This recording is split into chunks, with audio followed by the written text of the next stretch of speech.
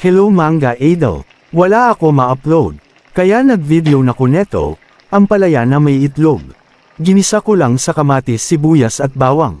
Nilagyan ko din ng paminta patis konting vetsin at isang ulo ng pork kaya lang cube lang hehe. Gusto ng mga kids yung sabaw lang Commander yung ampalaya. Pampataas ng dugo. Mababa kasi dugo ni Commander kaya palagi ko siya pinagluluto ng misustansyang gulay.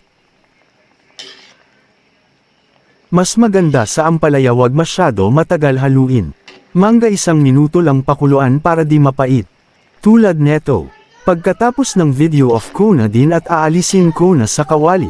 Para di manilaw ang ampalaya. Subukan nyo at malamang na magugustuhan nyo din kahit walang sahog.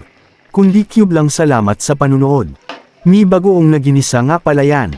Yung galing ng vegan. Nasimot nga pala yan na gustuhan nila. Masarap pala pag may ginisang bagoong na alamang. With bagnet yung nasa garapon.